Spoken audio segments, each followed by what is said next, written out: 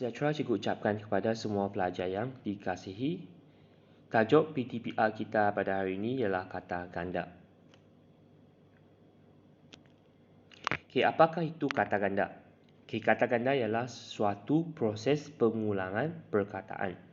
Dan kata ganda ini ialah kata yang terbentuk daripada kata yang digandakan sama ada sebahagiannya atau seluruhnya.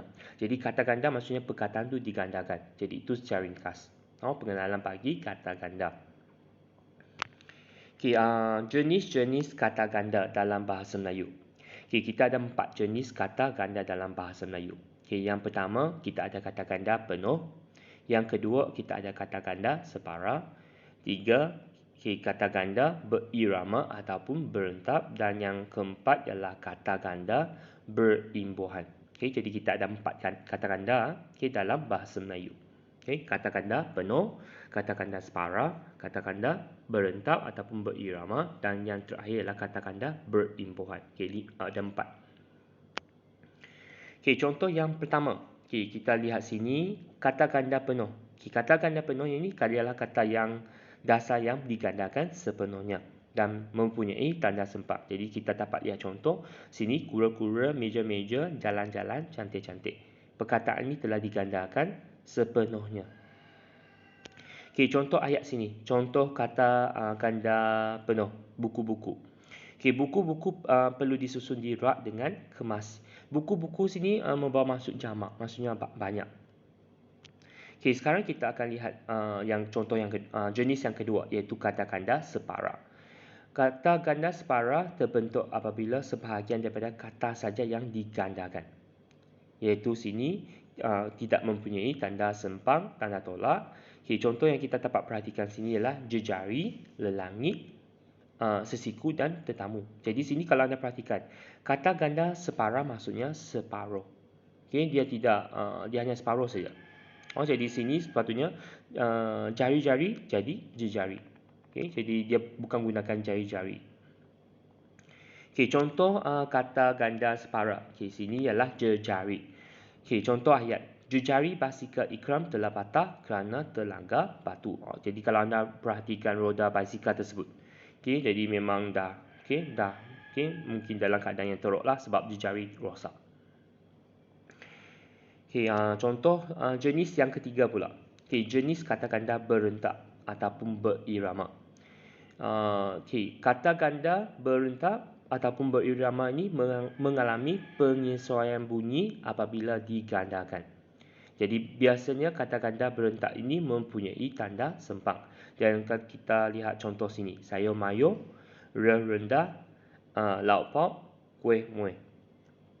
Okay, contoh kata ganda berentak ataupun berirama, sayur mayur. Contoh ayat. Puan Maliza membeli sayur mayur di pasar pagi. Jadi sayur mayur sini ialah membawa maksud pelbagai jenis sayur. Okay, dan yang terakhir pula. Okay, yang terakhir sini ialah kata ganda berimbuhan. Kata ganda berimbuhan ini dalam imbuhan yang ada dalam bahasa Melayu kita ada 4, iaitu imbuhan awalan, imbuhan akhiran, imbuhan apitan, dan yang terakhir ialah imbuhan sisipan. Jadi kita akan lihat contoh ayat, contoh kata ganda berimbuhan. Okay, jadi sini kita dapat lihat contoh yang pertama, yang bertukar-tukar. Bertukar-tukar sini ialah yang kata ganda berimbuhan awalan, iaitu awalan ber. Jadi murid bertukar-tukar pendapat semasa perbincangan itu.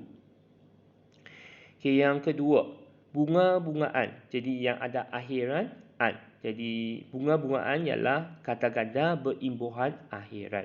Jadi contoh ayat, bunga-bungaan di taman itu sangat cantik. Yang ketiga, hormat menghormati. Jadi perkataan kita perhatikan sini ialah yang menghormati. Jadi menghormati ni kita dapat perhatikan ada imbuhan apitan, men-i. Jadi hormat menghormati ni ialah kata ganda berimbuhan apitan.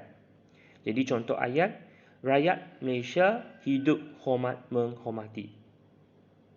Dan yang terakhir, yang keempat. Jadi contoh sini kita dapat perhatikan, gilang gemilang. Sepatutnya bukan GE, sepatutnya EM, gemilang. Yang IM sini ialah imbuhan sisipan.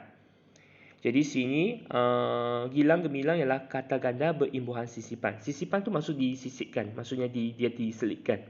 Jadi contoh ayat, majlis itu berlangsung dengan gilang gemilang. Okay, jadi ada 4 jenis, ada 4 jenis kata ganda. Okay, dan yang tidak ada tanda sempang tu hanyalah kata ganda separa. Okay, jadi cikgu rasa itu saja yang tentang tajuk kita bahas pada hari ini, iaitu kata ganda. Jadi cikgu akan memberikan sedikit tugasan kuisis. Jadi itu saja topik kita pada hari ini. Sekian, terima kasih.